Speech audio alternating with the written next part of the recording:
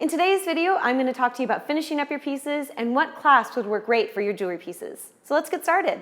Here's a few little tricks and tips on how to make your pieces even more professional and finished looking. First up, make sure to take out your file in your jewelry kit and use that on any exposed edges of your wire jewelry.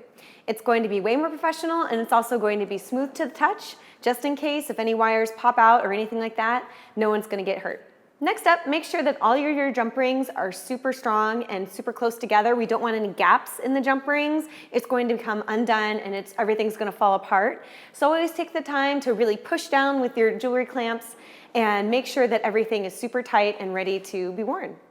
When you're completed with your jewelry piece, make sure you protect and seal all of your jewelry pieces and then polish your stone or bead to make it shine.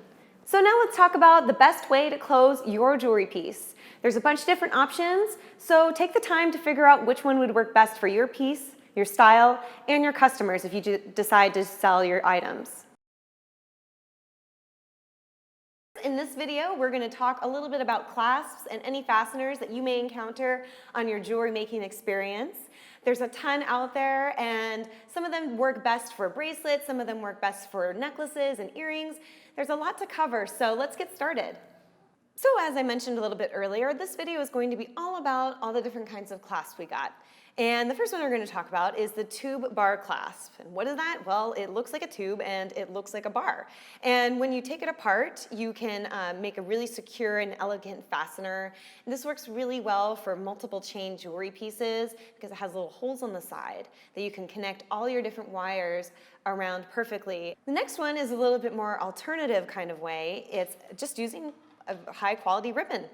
And this ribbon can look like kind of like a corset or maybe just a beautiful bow. I mean, can you imagine getting a beautiful jewelry piece that has like a little bow on the back of your neck or wrist? I think that's super elegant and girly. I love it. And if you do decide to do a corset style, just be warned that that is not the easiest way to take on and off a jewelry piece. So it does take a little bit more effort, but the outcome is super pretty.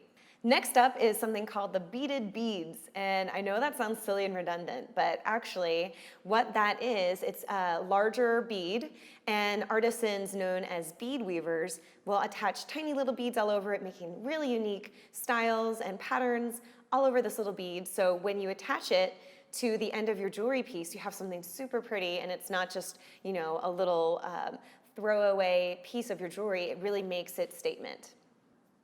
It's a little bit difficult to make these beads on your own if you've never done it before, but there's tons of tutorials and resources out there for you to try. So I really encourage you to take a look at those, try to make one. And if it's just not your jam, there's a bunch of online stores on like Etsy and all those kinds of cool creative sites that you can just buy them. So, you know, it's really up to you. Lanyard hook clasps. So these hook clasps are mostly used for lanyards, as the name intends, but if you're doing anything like really intricate weaving or maybe some kind of like a really crazy braided kind of a thing, this hook might actually work really well for you. And I'd actually love to see if you guys decide to use this in wire jewelry. It's not used very often, so I think that would be really interesting to see what you can come up with. Multi-strand end pieces. Let's say that you have a necklace that has 5 or more strands of wire, right? And this is kind of bulky and maybe you're not sure how to exactly cap this off. Well, I suggest looking into multi-strand end pieces, and there's a bunch of different ones, and it's kind of a category. There's not really a specific name for this, but basically the one that I'm going to recommend to you is the one that kind of looks like a mini volcano. It's triangle shaped, mostly bottom heavy, and then it goes into a small peak on top with a hole, and so you can attach, you know, your chain or some kind of other end piece. Barrel clasps. We've already talked about these, I know, but we're actually going to go into a little bit more detail. They are super popular for necklaces, and they're very light and delicate, like I mentioned before, and you just screw on both sides. And it is really easy to operate, a lot easier than some lobster claw clasps, actually. And I just think that they look very tiny, and they're kind of, you can't really see where your bracelet ends when you use this type of barrel clasp. So it's kind of really nice to give that illusion that you're wearing a completely, you know, jewelry piece that has no end and no beginning, and I really like that effect. S-hook or S-clasp, and also known as the hook and eye. We also did talk about this a little bit before, but it is just something worth mentioning again because it is so unpopular for wire wrapping.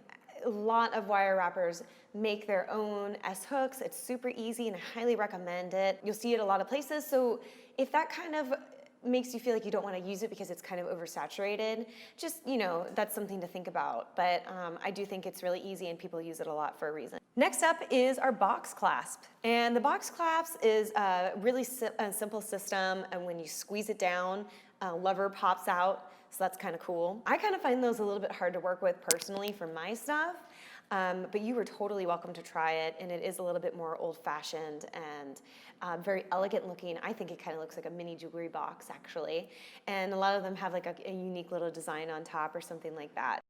So if you ever wanted to clean out your sewing box, maybe you have some leftover buttons from a jacket you no longer own, or some other kind of piece that you just have these random buttons. I know I have a lot of random buttons from who knows where back in my junk drawer. And I didn't really know what to do with them. I just kept saving them. And they make actually really lovely finishing pieces and clasps for your jewelry.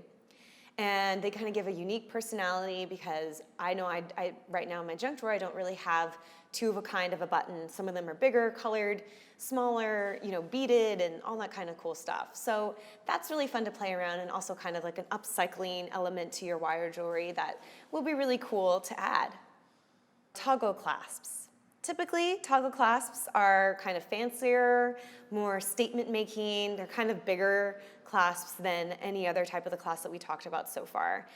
And they're really good for like bigger, stronger pieces because they're also pretty hardy. So you want to put hardy, kind of, muscly clasps with more bigger pieces. Maybe you have heavier beads, maybe you're working with heavy metals, whatever. This is a really good option for that. But of course, you can use it with dainty, delicate stuff too. Just really depends on the kind of look you're going for. Lobster clasp. Now, I mentioned before that this is probably the most used clasp out there. You can see it at pretty much any jewelry store you go into, or department store, or any kind of clothing store that sells jewelry. Most of these clasps are going to have these lobster type clasps. And that's because it is very, very common. It's easy to make. They're tiny, they're small, and all that kind of stuff. But these are actually not very good for people who have arthritis or difficulties with the hands. It's very, very difficult for people who have any issues with their hand mobility to get them undone. So that's important to think about if your customer happens to have something like that this is probably not the best option for their bracelet or necklace. Well, that about sums it up for this video on clasps. Let me know which one you like best. Go ahead and hit me up on Twitter. Let me know what worked for you, what didn't work for you. Maybe you invented your own type of clasps or toggle. I'd love to see it, so go ahead and share with me. Here's a few little tricks and tips on how to make your pieces even more professional and finished looking. First up,